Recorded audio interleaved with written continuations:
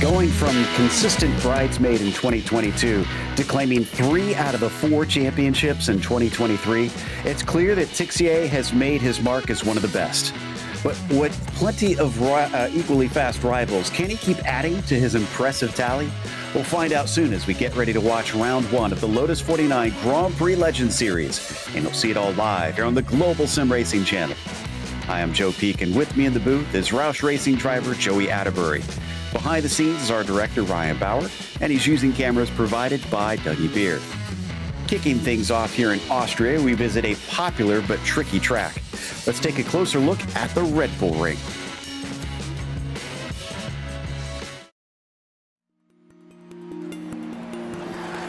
Welcome to the Red Bull Ring. Located near Spielberg, Austria, this track began life in a much more fast and sweeping format. Having gone through multiple different owners, it eventually was snatched up by Red Bull and has its 3 different layouts you see today. While they range roughly between 1 to 2.5 miles in length, the thing they hold in common are fast straights, hard braking zones, and very few corners. In fact, the longest and most common layout, the Grand Prix course, has only 9 of them. Spots like Remus and Gosser are the most popular corners for overtakes, but both involve dramatic elevation changes. Each have their perils. Remus tends to see drivers make contact when the blind cutback often goes wrong, whereas Gosser tempts you into braking far too late, and the downhill nature shoots cars miserably into the gravel. A few swift bends still scatter the track, with turns like Lauda, Rent, or A1 really testing a driver's accuracy at high speeds. However, most of them don't send you off into the grass. Rather, there is a lot of paved runoff. But they often include some nasty curves most cars will want to avoid hitting, as they've been known to damage suspension and under trays. A variety of types of racing compete here, with everything from lower Formula open wheelers to motorcycles, touring cars, and all the way up to Formula One holding events regularly. Set among the gorgeously picturesque Alps and including great racing on a challenging and history-rich circuit, it's easy to see why fans and drivers are both eager every time they come for a race.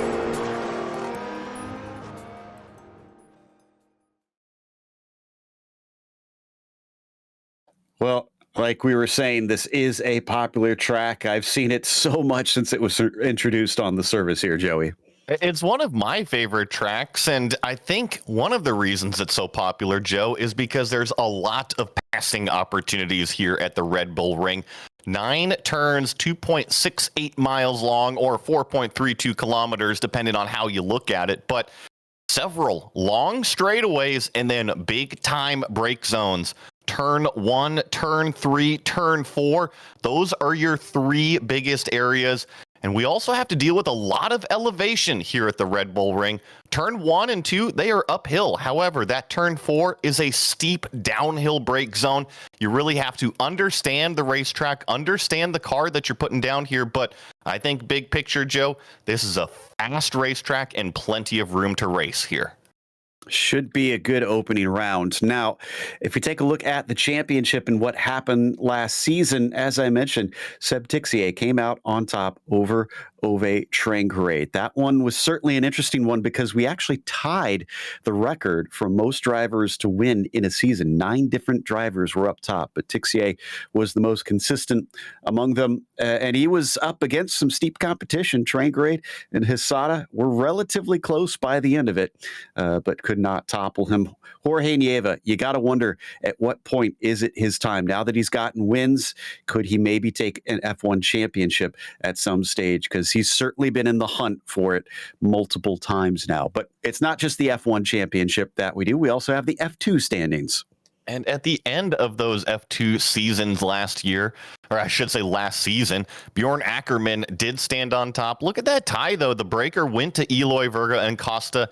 Jan Steven, though, tied with him there in 3rd place. But I see battles all the way through really 6th place. 1st through 6th here could have been grabbing, swapping positions all the way up until that last round. I can't wait to see what the F2 championship is really going to provide for us this season. Same. And as we look at the Cup of Nations, Spain was ahead of Singapore, despite Singapore driver taking the championship. But there's so many fast Spanish drivers nowadays that they were hard to topple. Norway back in third, mostly thanks to Ove Trangerade. He's usually the one contributing the most to that tally. But it was a close fight between the UK and the US once again, with the UK coming out on top. They've been kind of at loggerheads with one another for many seasons now. We'll see what a fresh restart does for them. But what about today's race? What are we looking at here, Joey? The brand new season here, round 1 of 12. So let's start it off with a good race. 23 laps long, open setups as always here in the Grand Prix Legends Series. So if you want to get up to speed, join the Discord, join the forums. They love sharing the setups and making sure all of the competitors have a fast car underneath them. A drive-through penalty at 17x, disqualification here at 25 incident points, and there's plenty of runoff room here at the Red Bull Ring. So I think that you can accrue single incident points, but as always, the name of the game here with these cars is don't come into any wheel-to-wheel contact with your competitor. Usually it's a day ender. So looks like we do have qualifying underway currently. Although it looks like Topi Kortaniemi is here today to try and test them out. He is one that has been showing up more and more recently, and we don't have many times on the board currently. So will Topi upset the apple cart? It's always interesting watching these vintage series, Joe, and with the season, the new season, comes some different drivers. I see Oye Zamayoa, although put it on top, a very familiar name. You were mentioning Topi Kortaniemi. Usually we see him over there in the Lotus 79s with a little bit more higher downforce, and now with no wings, we're going to see how he does. Exactly, and he has competed here before, we should clarify. So he's not a completely unfamiliar face as we check out Ryan Walker, and he puts down his first time at a 29.6. So that will get him onto the board. But Topi currently is the fastest. In fact, he's been one of those drivers that's trying to join Jamie Fluke in terms of those who have won all 3 of the vintage races over the course of the same weekend. Jamie's the only driver who has done it so far. In fact, when we had Michael DeTurk, our stats guy, go through the stats to look it up, he not only did it by winning all 3 races, he won all 3 of them from pole. So even if you do match him by winning all 3, Joey, you're still have quite the mountain to climb to match the achievement that he had that weekend. Well, and to win all 3 is definitely something special, too, because there's such different cars between the 49s, the 79s, and then also those camel cars. So it's pretty impressive to be able to hop into each one of them and excel, especially in these strength of field races. These broadcast races that we have right here, this is the best of the best. Now, granted, we have 50 people here in this strength of field race, but if you want to win, you got to be good. All right, Cam Porter coming to the line, and he has at least put 1 lap in. His fastest, though, was definitely much quicker than his first lap, so it looks like he's not going to improve. And look at that. Togo Hisada has just taken the pole away from Topi Kortaniemi. Not too surprising, but what's interesting is that Togo did not have his first lap count, so that second one was critical for him. And we typically see that these cars do get faster as the fuel burns off of them. Maybe a little bit of tire temperature coming up as we watch Mick Claridge flirt with that track limit line. Joe, we're going to see that all day through those last series of corners. Is how far can you push it before you go off track? Yeah, and those incident limits will get racked up easily, much like in real life with the track limit problems that they have with Formula One. So you do have to be careful of that. Ooh, I do like Kurt Clapper's paint scheme that he's put on that. Having grown up watching those old sort of gold shimmery cars from Miller, it looks interesting on a Lotus 49, but it looks quite good, I have to say. So Kurt probably not going to set a competitive time. He and his brother, or at least we think it's his brother, don't usually set a time whenever we see them in qualifying, as they like to start from the back. So expect him to just be kind of out there doing his thing. But right now we've got Ove Trangerade, and he has managed to put himself, where is he? Actually, No, he hasn't put down a lap yet, Joe. I was just about to make a comment on this, that this is coming down to the wire for Mr. Trangrade, and he has to put something down. 50 cars are what is going to be lined up here, so if he doesn't, he's going to have to swarm his way through a giant mess. At the absolute most cars possible in this series at 50. So yeah, he's going to have a rough time. Didn't see this many cars in any F1 races in the past, especially not in this era, but it certainly should provide plenty of excitement. Now he has enough time to complete this second lap. Let's see if it's within the track boundaries. It does look like he's trying to make sure that he stays within those white lines. In many places it is four wheels off. Oh, I wonder if that would have been one of them there, where he cut very close to the inside of that corner, but he's carrying on like he wants to finish the lap.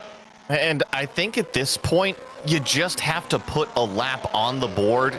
Even if he doesn't, he'll be graded by iRating. But, Joe, I see 42 cars put down a lap time. Let's see if this one will count. I mean, it's way off the pace. No way. No, it did not count, and that means it's time to go through our starting grid.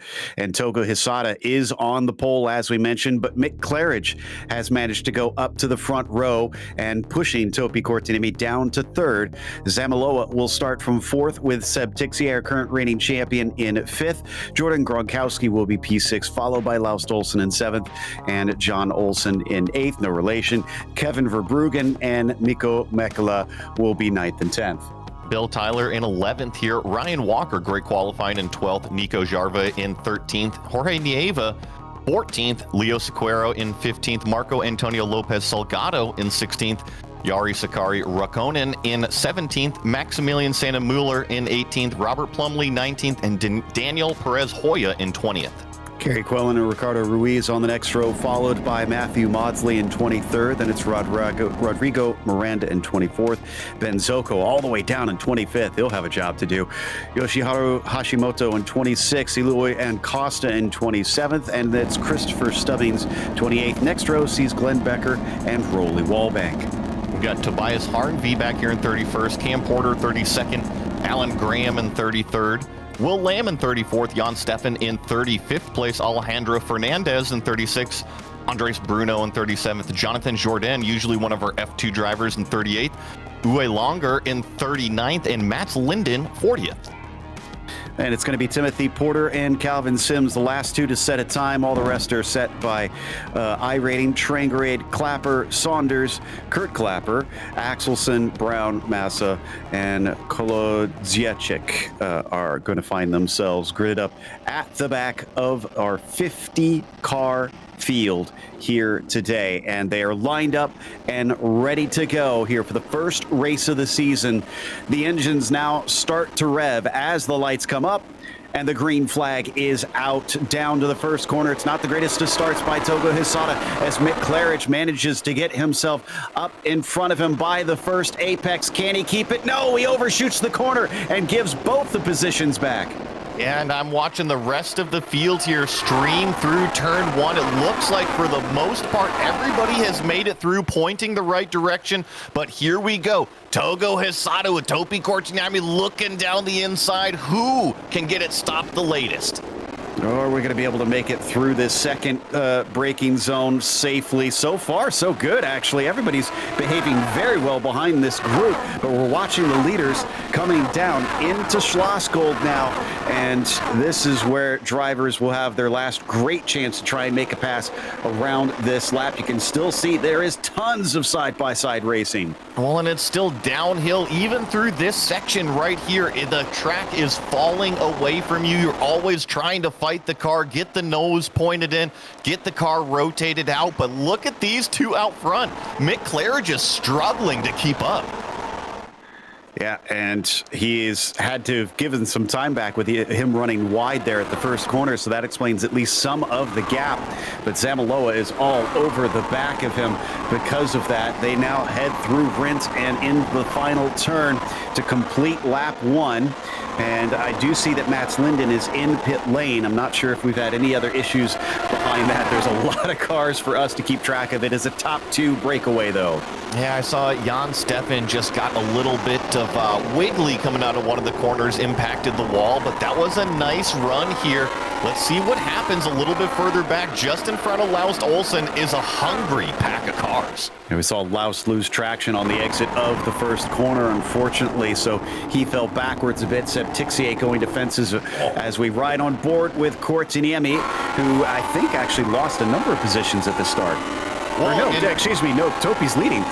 Yeah, Togo Hisada actually just blew turn number 2 right there. I think he just carried a little bit too much apex speed, and here he is really attacking the back of Courtiniemi, maybe just trying to figure out where the brakes are right now. I was looking for Topi in everywhere except first there on the timing screen.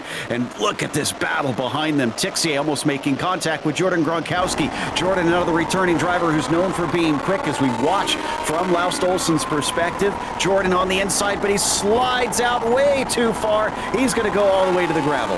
And Tixier says, okay, I've seen that before. Thank you very much. I will claim this 5th place position. And thankfully, I see that Gronkowski is back on track, although he's getting swamped 3 wide trying to defend. Look at how much pressure that Togo is putting on Topi here. He is climbing all over the back of him.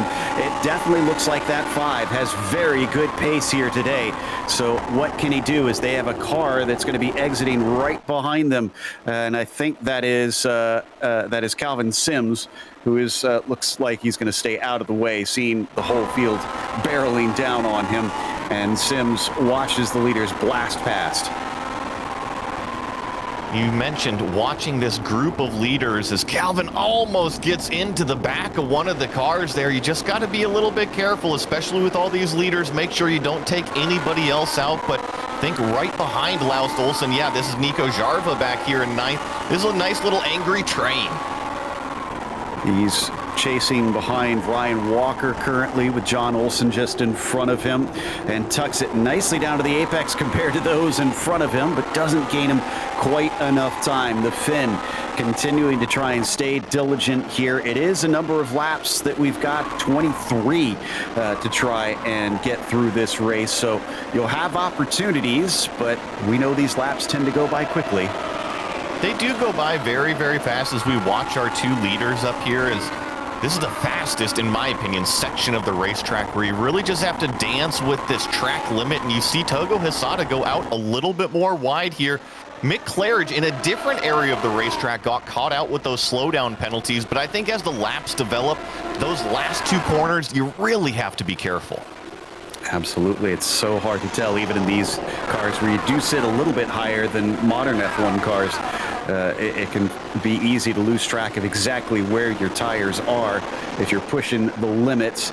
Man, look at that. Just a stream of cars coming through that first corner at Niki Lauda. Some of them definitely going up and over the curb, which is a little bit easier to tell where the limit is on that one. We jump back to Togo Hisada, and he's doing his best to try and make life difficult for Courtiniemi, but can Mick Claridge actually catch them back up now that he has managed to get away from Zamiloa? You took the words right out of my mouth, because I noticed Togo Hisada, I think, might have had an opportunity here this previous lap to at least poke the nose, show the opportunity to our leader, but he decided not to. And why? Because this yellow car right here has gone from 1.5 seconds now down to 1 second behind Togo Hisada, and he is bringing Zamayoa with him. Back to Ryan Walker, battling just within the top 10, sandwiched between Nico and Jorge. And Jorge a little bit quicker down through the infield section than he is. In fact, looks like Jarva gets checked up behind him with a mistake. That means that it looks like Gronkowski now breaks into the top 10. Through the fast right-hander, keep it on the track, get it slowed down just a touch more through the final corner, and stand on the gas. Let that compression really catch the car, give it the extra grip. And I mentioned those 2 names just a bit ago. Well, one of them just set down the fastest lap of the race. There you go. So clearly on it now as Rodrigo Miranda down in 21st. Got to give some love here to the battling in the mid-pack. In the thick of about 5 cars being led by Robert Plumley right now, up there in 18th. That's Ruiz behind him, Raikkonen in the 32. Then it's Miranda and Gary Quellen at the back of them. Oh, a little wide there for Miranda, though. That's going to make him vulnerable. Yeah, and Miranda was just lucky to get the car slowed down there. Almost got into the back of one of the cars right in front of him, but it's going to be Gary Quellen now looking down to the inside of this 42. Decides to back out of a little bit here, and I mentioned that's a downhill brake zone. It is very tricky, and it is very different than the previous 2 that you were just at.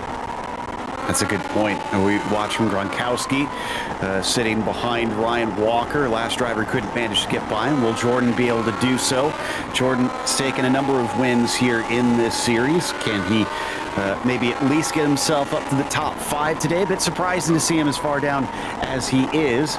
And Walker just watching through the gearbox, looking under braking as that car starts to catch up, and you can really see the suspension travel on these things. And you can even see Ryan kind of take his hand off the wheel down the straightaway, look down to the right. That's probably where he's got his relative, his black box, because he's got a car in front of him, but he's about to lose the slipstream. He's just got to focus forward. He's got more pressure in the mirrors than he can go faster out front. I love the heat distortion there coming off the exhaust pipes. You could see as we watched from the back of his machine coming up into the braking and around the corner. It does look like this battle here with Bill Tyler up towards the front of it is going to rage on up and over the crest of the mountain. Oh, and Rodrigo Miranda, who we were watching earlier, looks like he has had an off, so he loses multiple places, and I think he had some help. I can verify that one for you. Looks like going through turn 3, we're going to get this GSRC replay. I'm sorry, turn number 2 up the hill here. Just a little bit of front to back contact between the 42 and then also another car got involved, but ultimately it was Miranda spun around. So that sends him down to 25th with a lot to do from there. We're already on lap 6, just about done with it into lap 7 as we come back to Jordan Gronkowski now. Still sandwiched between Walker and Jarva.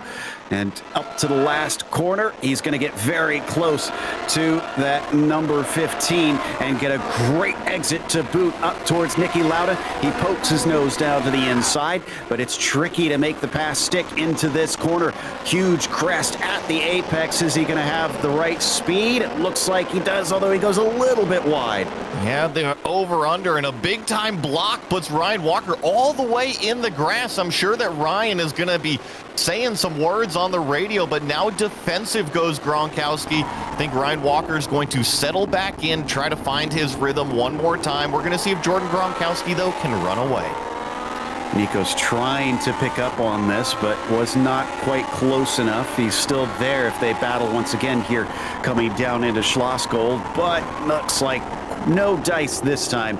They're going to stay single file. Jarva even going a little bit off the apex, and look at the correction that he had to make getting on the throttle. Those tires, they do not work like the new stuff, and they don't have any downforce. It's kind of why I really like these cars, Joe. You have to drive them, not only with the steering wheel, but with your feet and those throttle and brake inputs. It is a lot of fun. Having raced it for many years, I can tell you, it's really wild to feel your whole body kind of in sync trying to make this thing fast. And Topi Kortinemi looking back at Hisada is trying as much as he can to get everything in sync, but has not been able to shake that number 5. It is still within 0.2 of a second, and Claridge has been consistently chipping away, except this lap. It looks like maybe he was a bit slower than them. Yeah, and I think that actually Togo right now is as close as he's ever been. Let's see if Kortinyaimi goes defensive. No, Togo decides not to make that move. So I think once again, Joe, he sees Mick Claridge behind, and if he says that we can stick together single file, let's just go do some laps, maybe he won't catch us. I feel like we've seen this sort of wise head on Togo's young shoulders before. He is an aggressive driver, but he does seem incredibly smart about his aggression. And yeah, it seems like he's trying to play big picture here despite wanting to try and overtake on Topi. He's not rushing it. He's waiting for something safe and easy so that they don't lose time, because he knows Mick. He's seen Mick race plenty of times, and he cannot give him a whiff of a chance. Any one of these top 4 drivers really can steal away this win. So yeah, we'll just have to keep an eye on it as we ride on board with Glenn Becker a little bit further back in the pack. Right now he's 32nd, but Glenn always has one of my favorite liveries. I'm a huge aviation nerd. I talk about it all the time, and that's really an homage to that Pitts S2 that he likes to fly around. That was Rolly Wallbank that actually just passed him down through Schlossgold. So Rolly now moves up into 32nd as a nice textbook move down to the inside. Jason Clapper, he's passed a lot of cars. He's up 10, but not as many as we usually see him pass. Ove Traingerade actually has the most passed right now, 18 up. He's making good on that speed that he should have had in qualifying.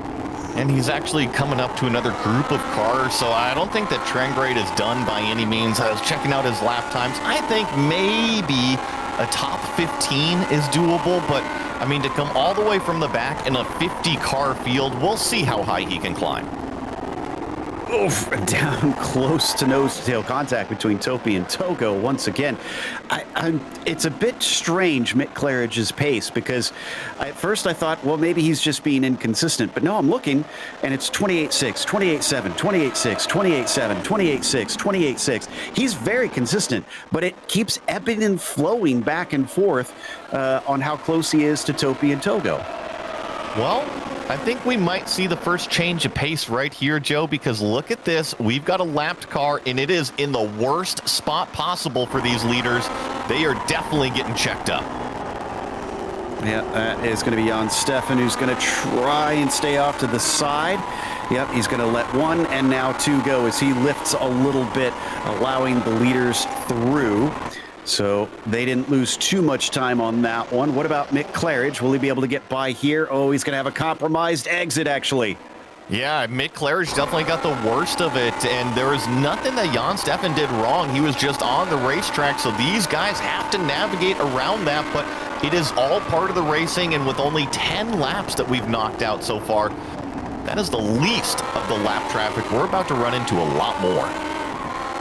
Zamolo getting uncomfortably close to Mick as well. Maybe try and fight him for that last podium spot. Just about to the halfway point of this race, and it's been kind of bubbling up. Will it boil over at some point, the way it has been threatening to? Hisada and Cortinemi next need to pass Hoya, who I think they're not going to catch maybe for another lap or two here. No, I think it's a little bit calm before it really gets busy back there. Go back and check on Jason Clapper back here in 34th. And you know what the other thing that's amazing about Jason Clapper, Joe, is that he's up here in the Northwest time zone with me. This is very early to be getting up and doing one of these sim races. You know, I never thought about that. Yeah, he's very, very dedicated. And coming down into the braking just in front of him, Glenn Becker looking for a pass on Christopher Stubbings. Couldn't quite get it done. It carries on all the way down into Rauch, but he's on the wrong side of the track. He breaks deep. Becker almost has the pass done, cuts across the bow, and thankfully they don't make contact. And we'll see, can he keep that momentum through this next fast left-hander? This is the flowing section of the Red Bull Ring, and he does start to accelerate out. And look at these cars just squirming, trying to find whatever grip they can. That was very brave of Glenn. Oh, way off. There's no grip there, unfortunately, for Christopher, so he's going to lose a position now to Jason Clapper, who says, thank you, that's one more to my tally. And Becker streaks away to go chase after Rolly Wallbank, who we saw pass him a little bit earlier. And this is, I was going to say, Gronkowski looked like he was in a battle based on the timing sheets. Laust Olsen just in front of him as John Olsen is going to get overtaken by Jordan. Now he splits the two Olsens. Well, and good for Jordan Gronkowski to really kind of be recovering out here. I was curious if he was going to bring Ryan Walker with him, but it looks like Jordan's pace right now is actually going to be driving through this pack. The next one on his list is going to be that yellow car of Laust Olsen.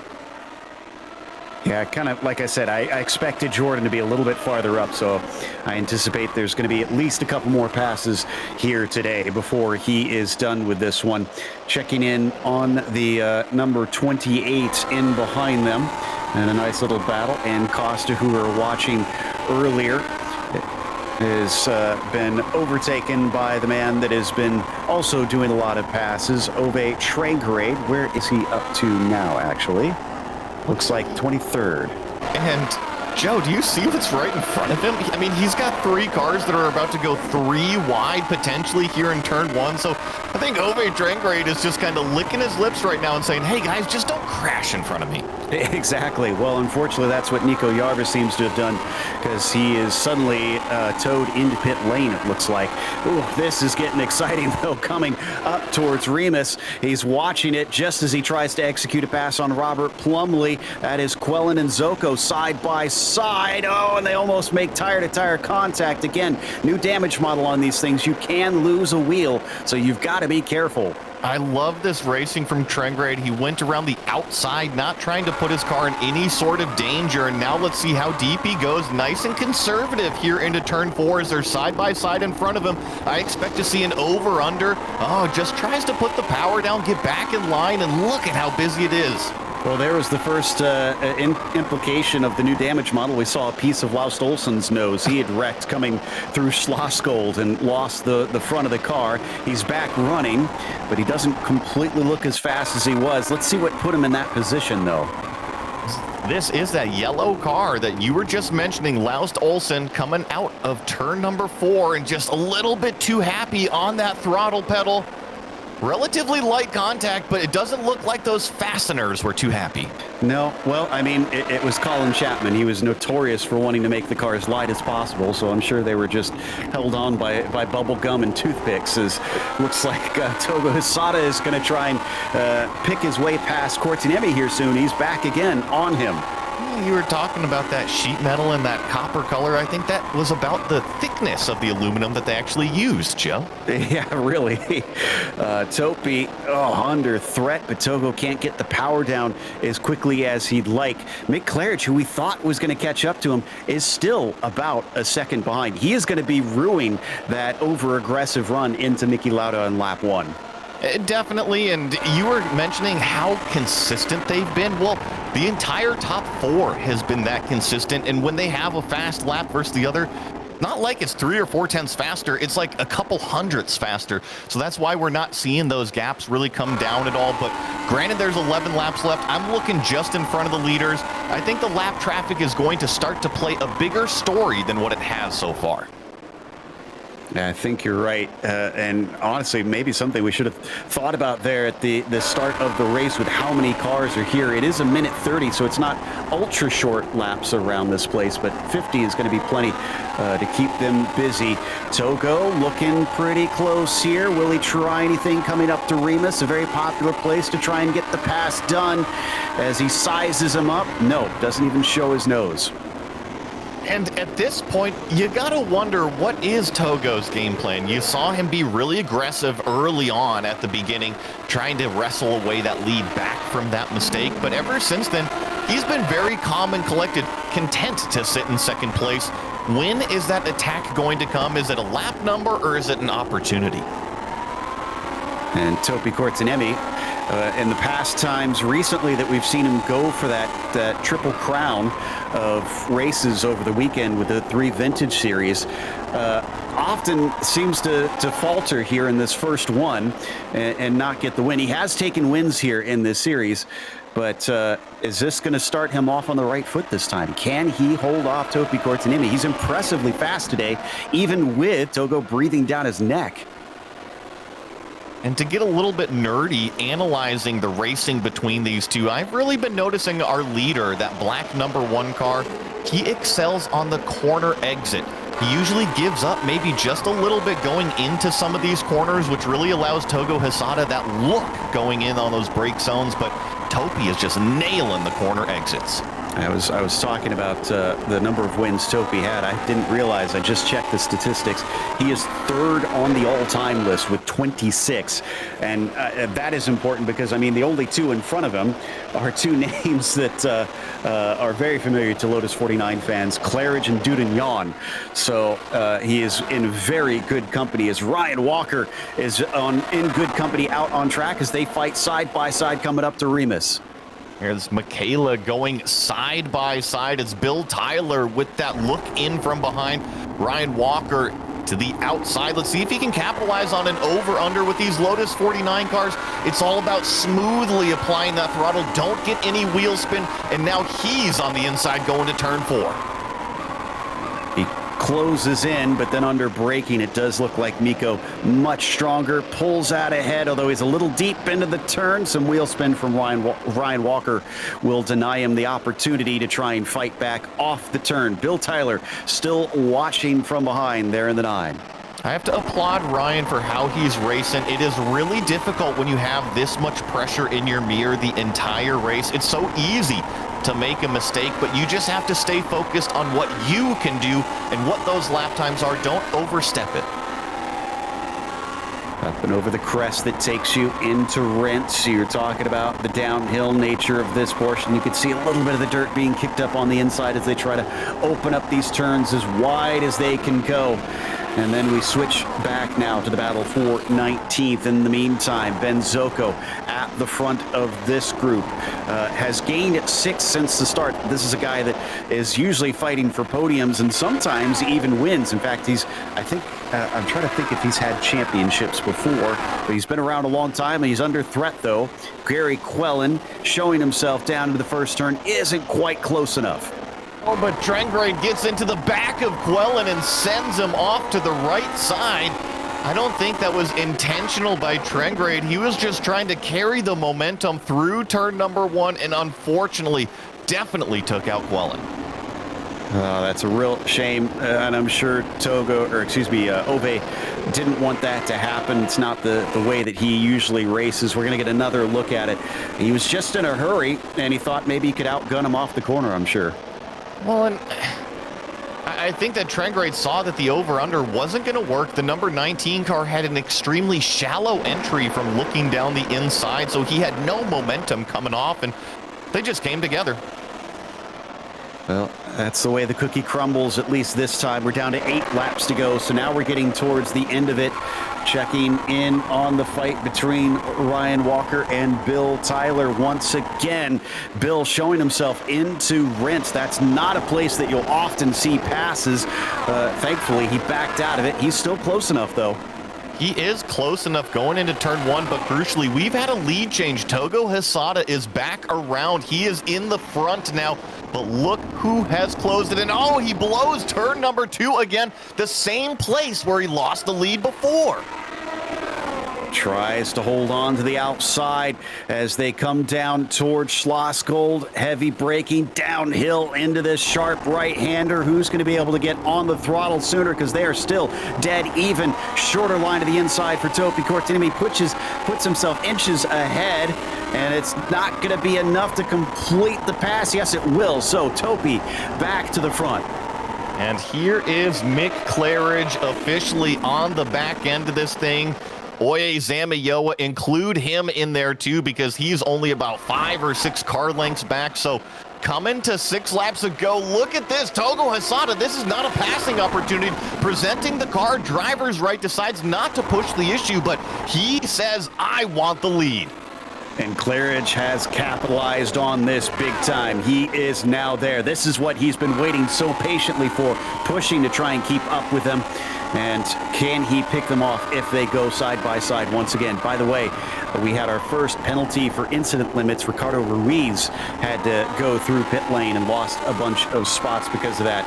But out of turn 1, nothing there for Mick Claridge that time, but it was here that we saw things erupt last time through. Will we see another attempt? No, it's going to be from Mick, actually, who's going to try and make the pass. Gets down to the inside of Togo Hisada, keeps it out of the side of him, but that compromises his exit. Yeah, couldn't quite put that throttle to the floor there, so Togo Hisada stays in second place, but It's such a different battle now between the front four instead of the front two.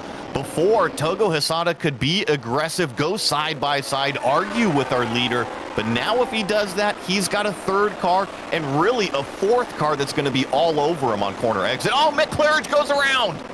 He tries to catch it. Big slide. He eventually gathers the car up, and behind him, that also causes problems for Zamaloa, who has to check up, making sure that he doesn't run into him. This is a magnificent save, but that may have cost them a chance to fight for the win. You see just too much speed going into that very fast left-hander, but you called it. Amazing save from Mick Claridge. The counter steer, the throttle and brake inputs managed to keep the car in third place. He's been around a long time with many championships, so he's had time to get used to how this car drives. Unfortunately, it looked cool. I mean, yeah, style points for what that's worth. Not much, unfortunately, in this series. So he at least keeps the car going and is in third place out there still. So it could just be a case of valuable points here today. Ben Zocco still in the 18th spot with Räikkönen just in front of him. And unfortunately, seeing Ben Zocco look down to the right side here, but I was noticing, Joe, Ove Trangrade coming through pit lane right now. Oh, so that is a incident limit penalty. He's got a black flag next to him. He had made his way all the way up into about 20th, 19th, 20th position. I was thinking that he might even be able to get up inside the top 15, but that will definitely set him back. It's got to be frustrating, especially considering that's what cost him on his 2 laps in qualifying too. So I'm sure track limits are not going to be the best topic to discuss with Ove Trangrade after today's race. Robert Plumley, in the meantime, down in 19th, just behind the fight between Ben and Jari, coming through the infield portion of the track. We've got a replay here. Looks like Glenn Becker may have had a bit of a bad day. What happened to him? Coming through one of these fast sweeping sections on the back side of the racetrack. Oh, just a huge tank slapper. The car got loose on him as he tried to accelerate through this fast switchback, Joe, and then ultimately overcorrected it. One thing I think people don't realize is these cars dance so much. They're extremely light, and that really exemplifies it right there. If they get a little bit loose, it's not like modern even GT3 cars where they feel glued to the ground. These things are always kind of just flying over the pavement. I haven't talked about my hot button topic of tires in a long time, but yeah, just between the old construction and the new construction of, call it the GT3 tires and just more modern technology, the grip levels are way different. Combine that with the downforce levels that you do not have in these cars, and you're right, they drive completely different than something modern. I think the best example, if anybody wants to feel what it's like, take this car to Motorsport, to Canadian Tire Motorsport Park, and drive down the back straight and try to stay full throttle. It's a straightaway, quote unquote. Whoa, as thought things were getting close there between Hisada and Courtney. They're being held up by Massa. And yes, this is a great opportunity for the Japanese driver as the Finn goes defensive. He knows he's got to hold him back here. They're going to go wheel to wheel up into Niki Lauda. Since they don't have Claridge behind them, they've got the opportunity to fight, but he will fend off Togo once again.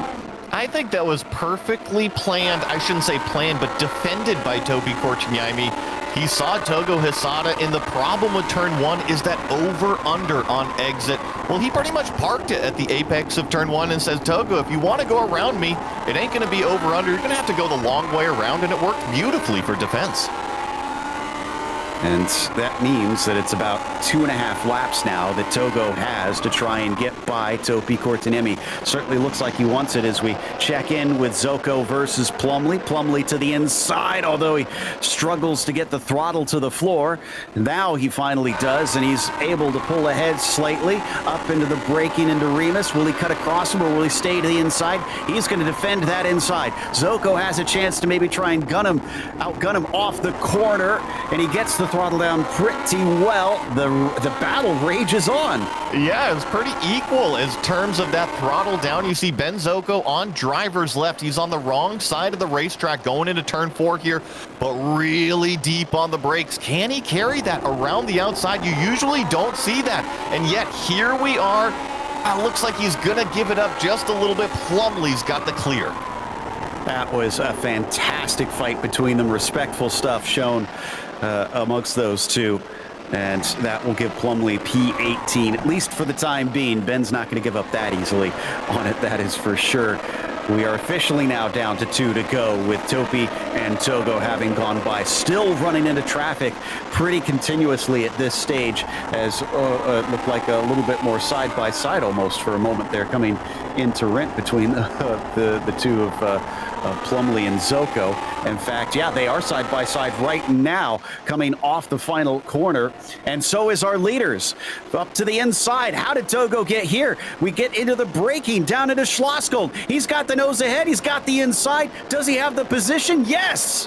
And only a lap and a half left remain. We've been going through a lot of lap traffic, and I see more on the horizon. Only a single car, at least in the next few corners, but after that, I see pairs with the lap count left. I wonder if it's going to be a factor. Togo Hisada finally gets it done. Let's see how this started.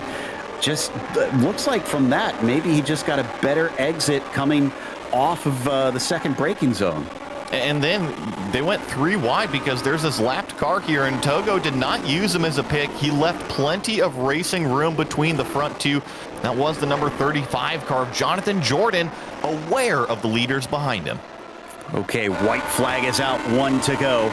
Topi, can he start off another Triple Crown attempt here today as he comes up behind Togo Hisada with a good run?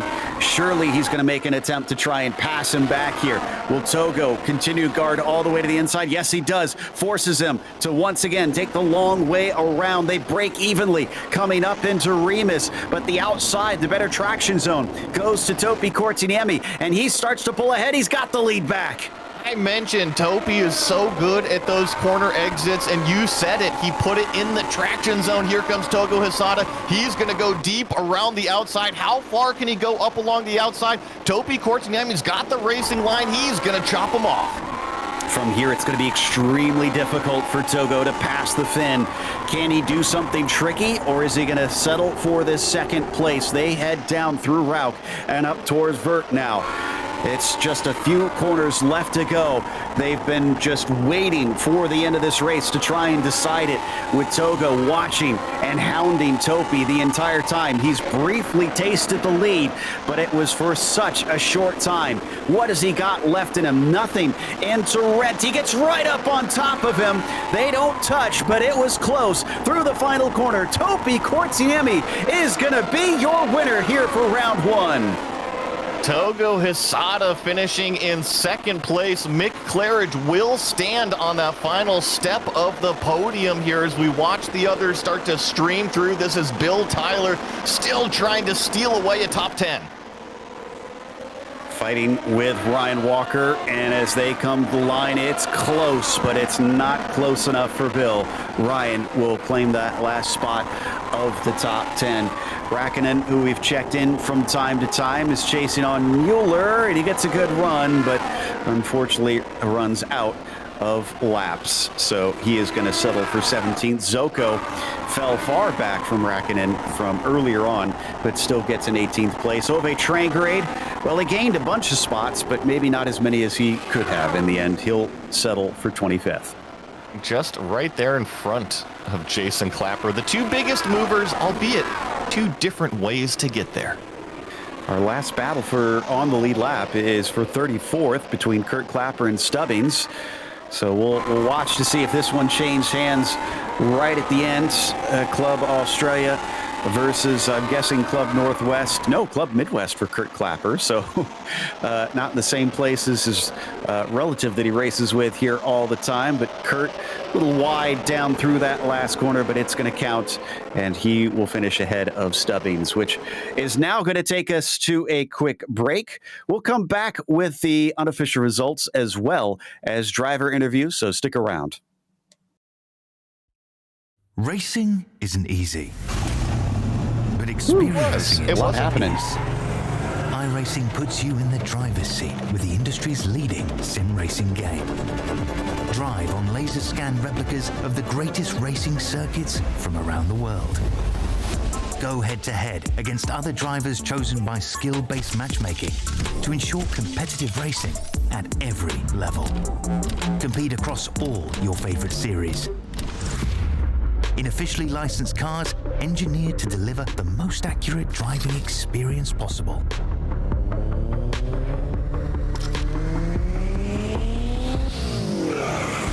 Join a race or host your own with players from across the globe. Race against the computer or in a league with friends. Feel the thrill behind the wheel. Visit iRacing.com.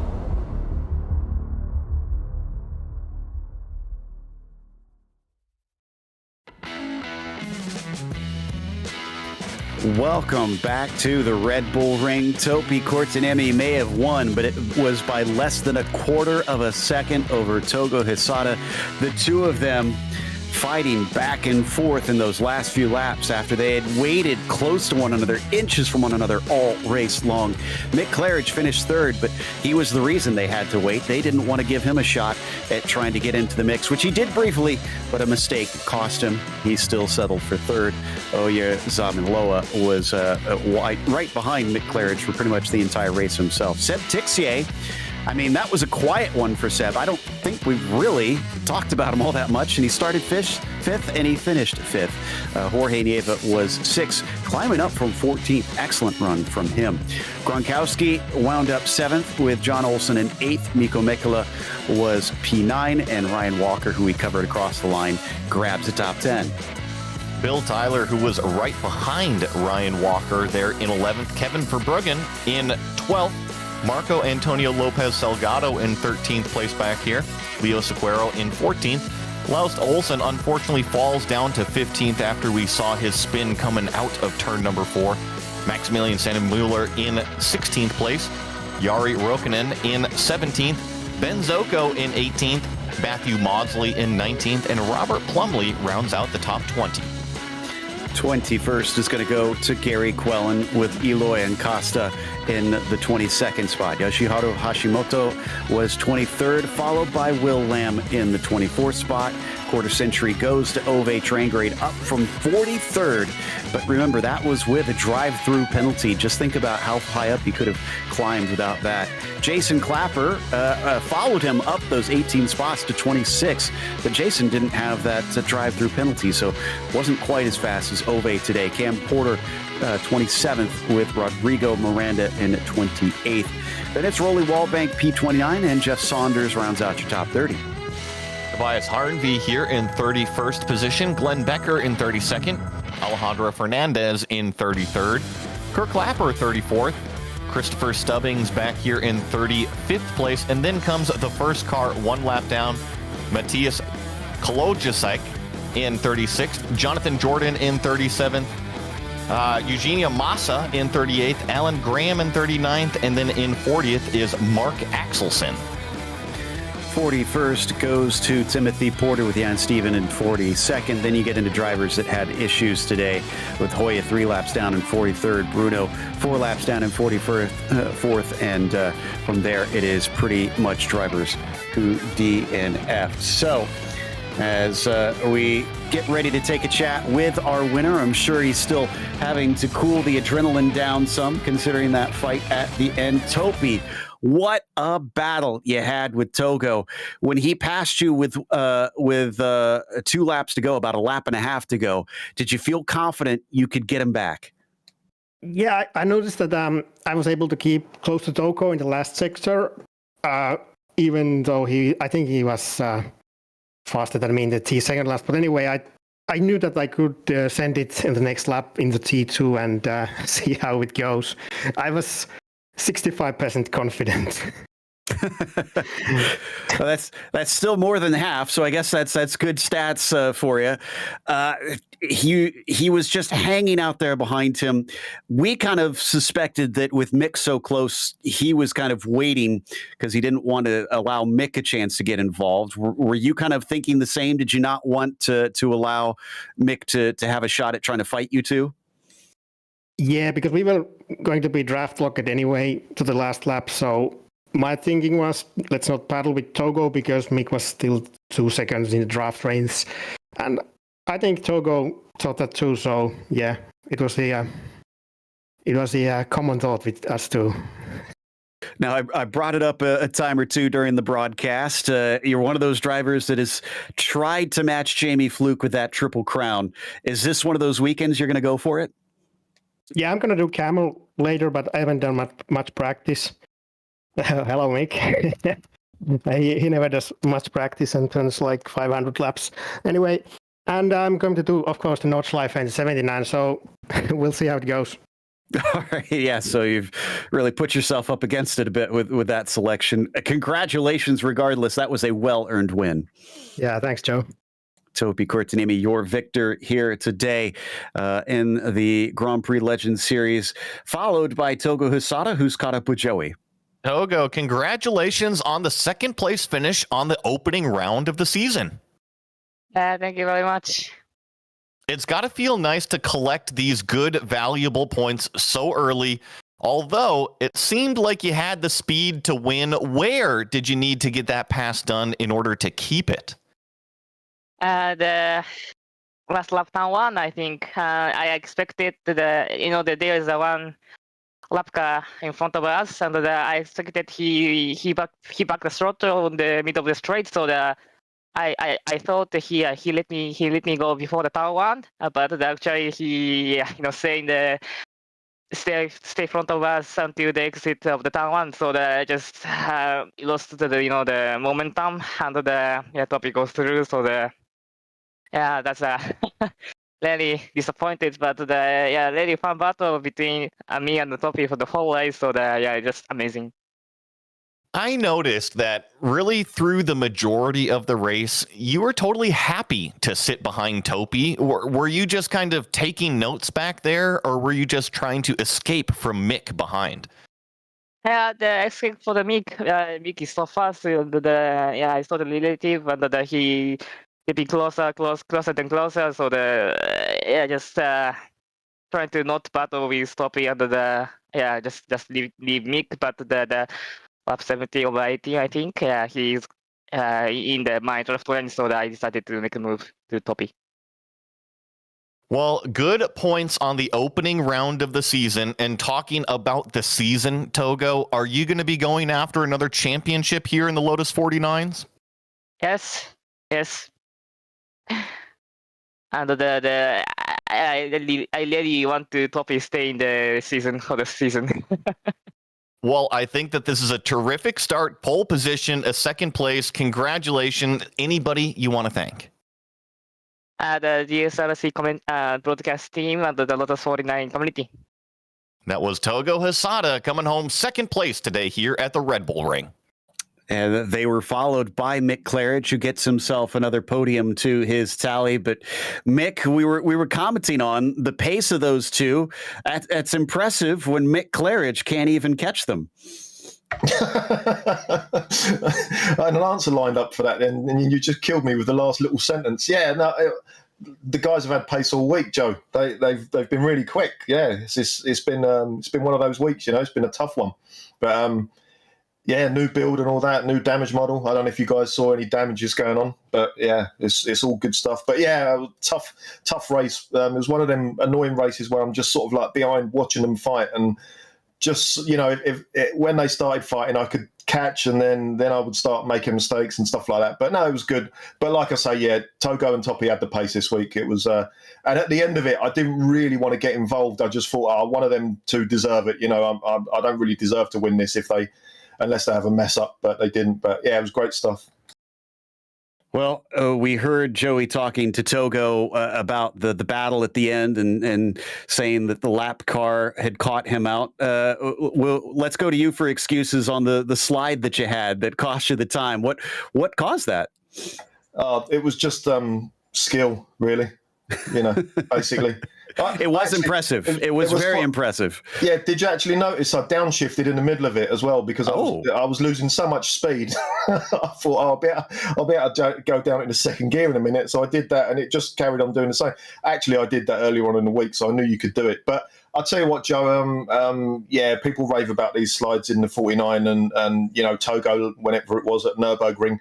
When the car gets that out of shape, you just literally just have to hold the steering wheel there and it will just straighten up. It always does. It always has done. You're really unlucky to get a spin if you get that much of a slide going into a corner. You just literally hold it and it's fine.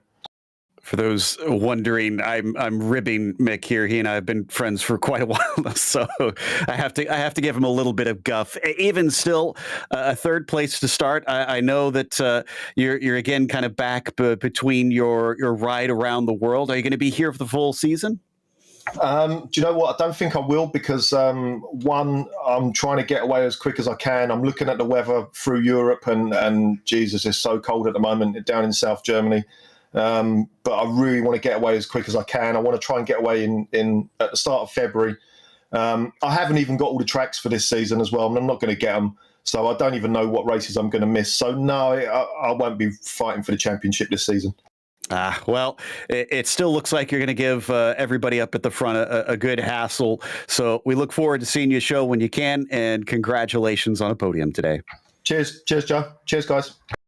That was Mick Claridge in P3. I think we got time for one more. Joey can talk to Cam Porter. Cam Porter, well, first of all, congratulations moving up 5 positions and finishing 27th. How was the race in your eyes today? Well, that was kind of a miracle that I even finished because on lap 2, someone went too hot into turn 2 and lost control and hit me and did a bit of damage to my car. Thankfully, it didn't affect it too much and I was able to continue, but I lost several positions. And trying to avoid.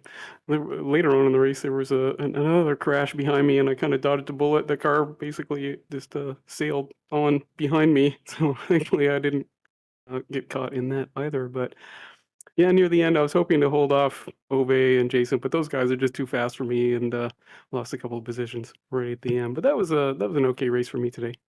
Well, I think you're the perfect person to talk to about this because on the broadcast, we get to see a lot of the lead fights. We don't necessarily get to see throughout the field fights. Now, when you come here to Lotus 49, today, 50 cars, Cam, what is your mental preparation when you start the race here and you're right in the middle of it all? Gosh, today it was like, I just need to stay safe. Like, just stay out of trouble. So I was being super careful on the opening laps. Unfortunately, excuse me. Unfortunately, not everyone was doing that. And like I said, I was lucky to survive the first couple of laps. But there wasn't as much as attrition as I thought there would be today, with the new damage model and all. So I guess people were kind of behaving themselves. They knew how treacherous it is with 50 cars on the track. So kudos to the community for just being gentlemanly drivers out there. I agree with you that not nearly as much attrition, especially here at Red Bull Ring with the big brake zones. And you mentioned that new damage model throughout practice. Have you noticed anything funny or anything fun with the new damage model yet? Today was my first time driving the car.